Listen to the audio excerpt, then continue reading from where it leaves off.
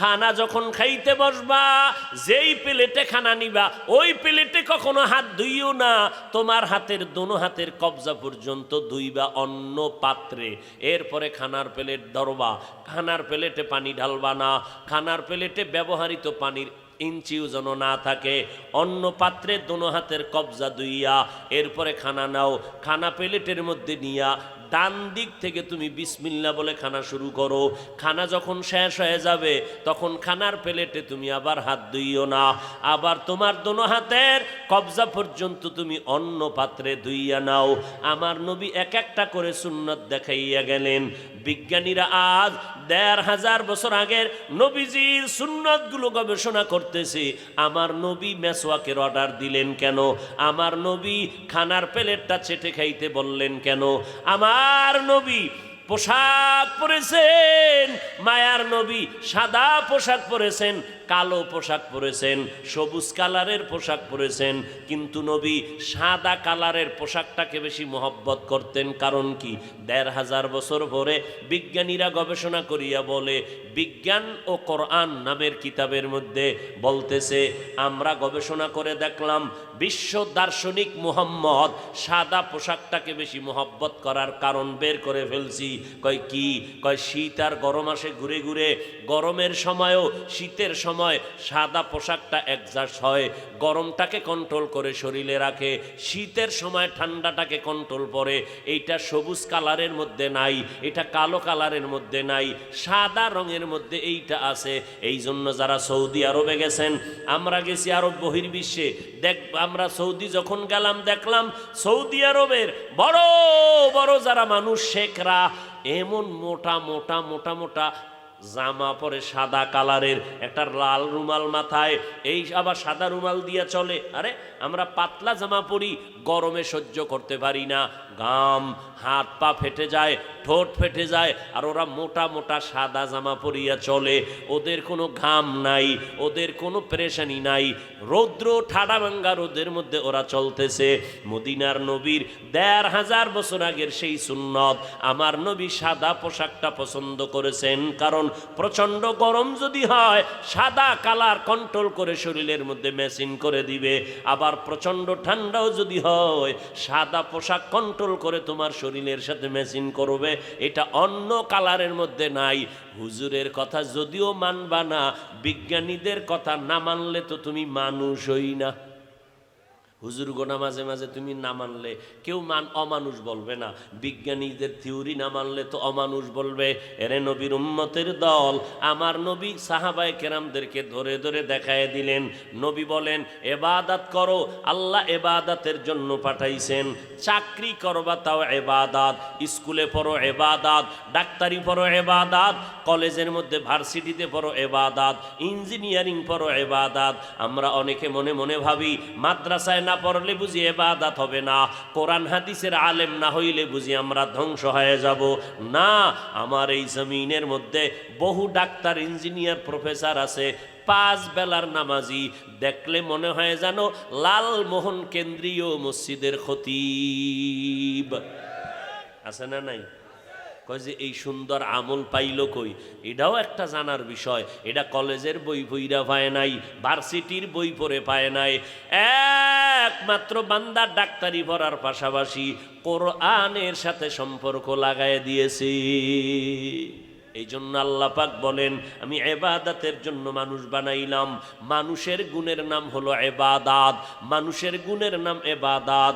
বান্দা নবীর তরিকায় আল্লাহর সন্তুষ্টির জন্য যদি কান্না করো তাও ইবাদত, নামাজ পড়ো ইবাদত, নামাজ না পড়াটাও ইবাদত, রোজা রাখা ইবাদত, রোজা না রাখাটাও ইবাদত। এতটুকু বয়ান শুনে যদি কেউ বাড়ি যায় তা তো কাম সারছে। কি যে হাফিজ সাহেব আজকে ভোলা এসে নতুন ফতুয়া দিছে, নামাজ না পড়াও ইবাদত। আর কোন চোরার ঘরের চোরা মিডিয়াওয়ালারা এরা যদি এটার খালি কাটিং করে ছাইরেই দিতে পারে, তাহলে কালা চশমায় আমারে কাফের কইতে আর বিসমিল্লাহ পড়বেনি? হ্যাঁ, হায় হায় হায়, কথা শেষ না, আরো আছে তো, ফিনিশিং দিতে হবে না? নামাজ পড়া যেমন ইবাদত, নামাজ না পড়াও ইবাদত। কেমন? নামাজ পড়বা ইবাদত, সূর্য যখন ডুবে তখন নামাজ পড়া ইবাদত, সূর্য যখন উঠে তখন নামাজ পড়া ইবাদত। না কেন? নবীজির তরিকায় নাই। আচ্ছা, একজনে মাগরিবের নামাজে দাঁড়াইয়া 3 রাকাত পড়বে ফরজ, 2 রাকাত সুন্নত। আচ্ছা, 3 রাকাতে দাঁড়ায় চিন্তা করলো বেজোর হইরা লাভ কি? 2টা সেজদা বাড়াইয়া আল্লাহরে দেই, 4 রাকাত পইরা হবে? কেন? লোকটা তো নামাজ পড়ছে, গান গায় নাই, সেজদা দিছে আল্লাহরে, মাজারে না, তারপরে গুনাহ হবে কেন? নবীজির তরিকায় নাই। শর্ত কিন্তু 2টা। নবীর তরিকায় আল্লাহর সন্তুষ্টির জন্য নামাজ পড়া যেমন ইবাদত, না পড়াটাও। রোজা রাখা ইবাদত, না রাখাও। একজনে 30 রোজা রাখা আবেগে এত পাগল, ঈদের দিনও রোজা, সওয়াব হবে না গুনাহ? কেন? ওই দিন, ঈদের দিন রোজা না রাখা ইবাদত। সূর্য ডুবার সময় নামাজ না পড়া ইবাদত। কথা ঠিক না? সব হতে হবে 2 শর্ত, আল্লাহর জন্য, নবীর তরিকায়। ওই তরিকায় আপনি বাথরুমে যাবেন সওয়াব, ব্যবসা করবেন সওয়াব, চাকরি করবেন সওয়াব, কলেজে পড়বেন সওয়াব। কলেজে কেন পড়েন? ডাক্তারি। কেন? উম্মতের চিকিৎসা করার জন্য। উদ্দেশ্য খারাপ? ভালো উদ্দেশ্য, ফলাফলও ভালো। উদ্দেশ্য ভালো। ইন্নামাল আমালু বিন্নিয়াত, নিয়ত গুণে বরকত হবে। এখন তো বলা যাবে না যে স্কুলে পড়ছে জাহান্নামে যাবে, কলেজে পড়ুয়া জাহান্নামে যাবে। আরে স্কুল কলেজের পড়ুয়া ছাত্র ছাত্রী 5 বেলার নামাজি নাই, আপনি জাহান্নামী বলবেন কেন? এই জন্য আল্লাহ পাক বলেন, আমি মানুষ বানাইলাম ইবাদত করার জন্য। তাহলে মানুষের গুণ হলো ইবাদত। একটু আগেই কিন্তু আপনাদের বলেছিলাম, যেই কাজের জন্য যেই জিনিসটা বানানো হয় ওই কাজটা হলো ওই জিনিসের ইবাদত, ওই জিনিসের গুণ। মাইক বানাইছে আওয়াজ দেওয়ার জন্য, আওয়াজ দেওয়া মাইকের গুণ। বাতি বানানো হয়েছে আলো দেওয়ার জন্য, আলো দেওয়া বাতির গুণ। মানুষ বানানো হয়েছে ইবাদত করার জন্য, ইবাদত করাই হলো মানুষের গুণ। এবার ইবাদতটা কেমনে করবেন নিয়ম জানা লাগবে। নামাজ কায়েম করার কথা আছে, যাকাত আদায় করো আল্লাহ অর্ডার করেছেন। কোন নিয়মে নামাজ পড়ব, কোন নিয়মে যাকাত দিব, এর পদ্ধতি জানতে হবে।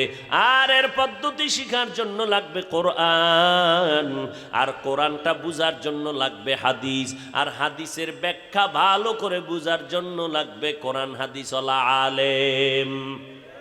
ওলামায়ে কেরামের কাছে গিয়া কোরআন হাদিস শিখিয়া এরপরে ইবাদত করো, তখন হবা তুমি গুণের মানুষ। এই দিনকে ইঙ্গিত করে আল্লাহ কি কয়? আর রহমান আল্লামাল কুরআন খালাকাল ইনসান। আমি এমন রহমান, আগে মানুষ বানাই নাই, আগে আমি আল্লাহ কোরআন শিখাইছি, তারপরে মানুষ বানাইছি।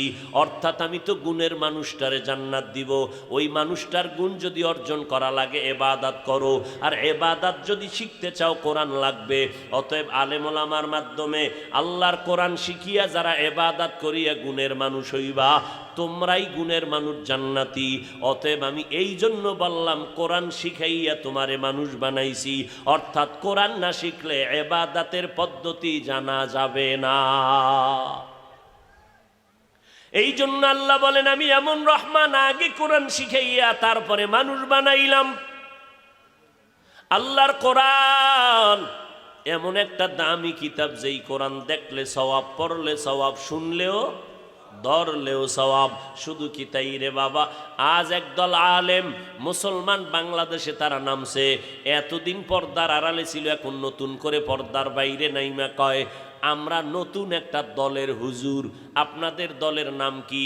আমগো দলের নাম হলো আহলে কোরআন। কি নাম? এই বলাইয়ে পড়বে, টের ভাইবেন কিছুদিনের মধ্যে। গাজীপুর চৌরাস্তা ঢাকায় বিশাল বড় অফিস করছে, দলের নাম দিছে আহলে কোরআন। কি ভাই আপনি আহলে কোরআন নাম কেন দিলেন? কয় আমরা একটা হাদিসও মানি না, শুধু কোরআন মানি। এই দলের অলারা কয় কোরআনের অর্থ যদি না জানো পড়িয়া কোনো লাভ নাই, কোরআনের অর্থ না জেনে পড়ে লাভ নাই। মদিনার নবী বলেন, উম্মতেরা তুমি যদি আল্লাহর মোহাব্বত নিয়া কোরআনের অর্থ জানো আর না জানো, মোহাব্বতে যদি জবান থেকে উচ্চারণ করো আলিফ লাম মিম,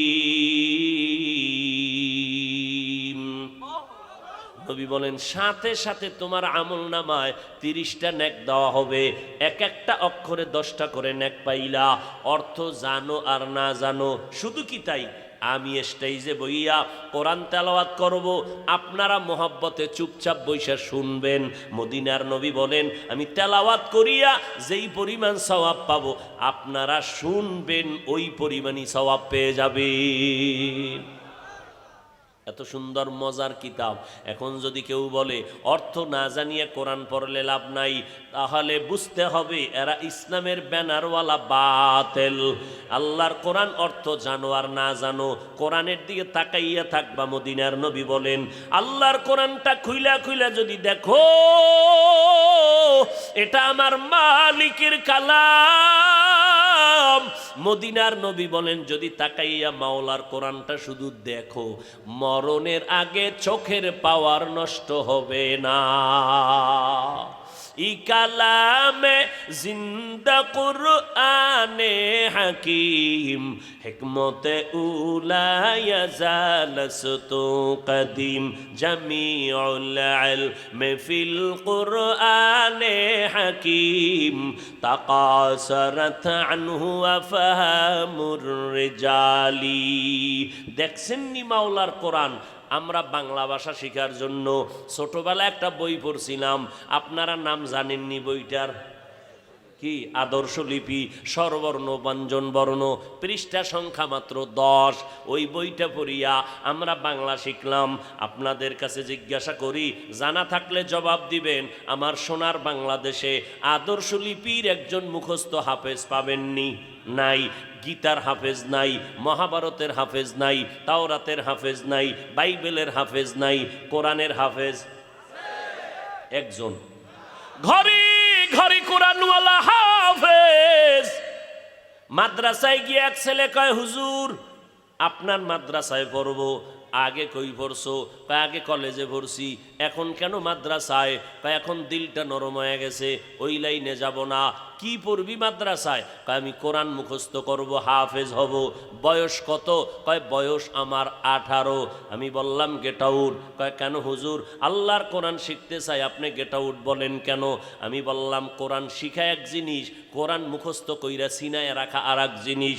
তোর 18 বছর বয়স, আমাদের জগতের হেফজোখানায় কোনো নিয়ম নাই বেশি বয়সের সন্তানের হেফজোখানায় ঢুকানো। নিয়ম কি তাই? হেলে হুজুর, আরে বাবা তুমি যদি কোরআন শিখাইতে চাও, তোর ছোট ভাই যদি থাকে 8 বছর 9 বছর, ওরে পাঠায় দে, কারণ কোরআনটা ওর সিনার মধ্যে মাওলায় ঢুকাইয়া রাখবে। এই জন্য তাকাইয়া দেখছেননি 8 বছরের সন্তানটা আমাদের হেফজোখানায় যখন ঢুইকা গেল, মাত্র 6 মাসে পুরা 30 পারা কোরআনের হাফেজ হয়ে গেছি। আমার দেশে বাংলাদেশে আছে না নাই?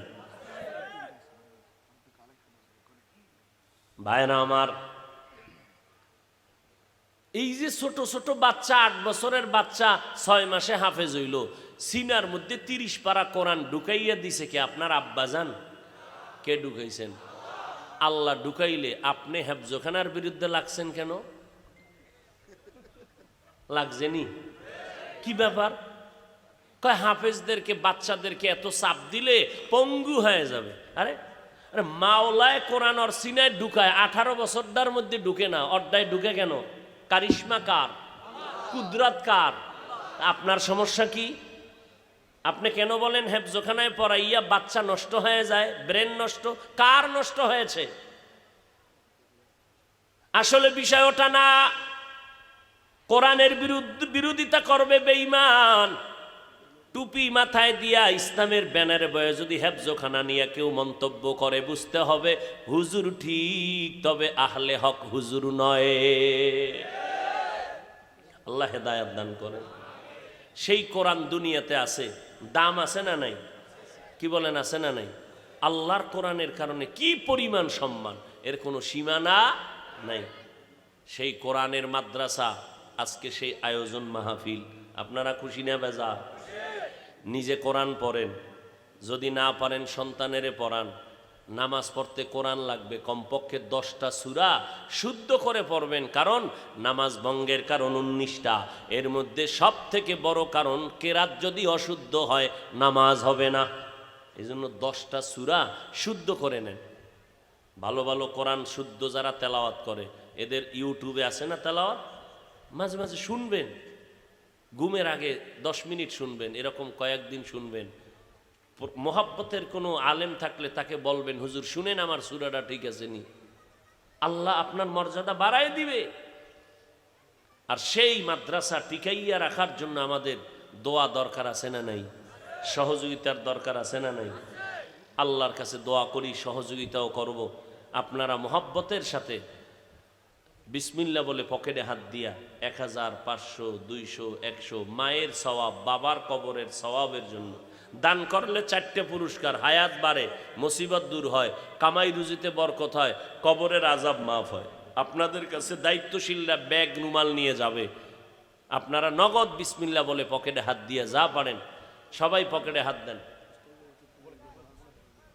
স্টেজে অতিথিবৃন্দ যারা আছেন, আপনারাও একটু সহযোগিতা করলে এই কোরআনের মাদ্রাসার 10 জনের সহযোগিতা চলবে। যদিও কম বেশি দেয়, বাংলাদেশে কত চাকরিওয়ালার চাকরিরাই করোনায়, ব্যবসা বন্ধ, কিন্তু আলহামদুলিল্লাহ কোরআনের মাদ্রাসা বন্ধ হয় নাই, চলতেছে, অল্প অল্প করে চলতেছে। আর এর বরকতে পুরা জমিন আল্লাহ রাখছেন।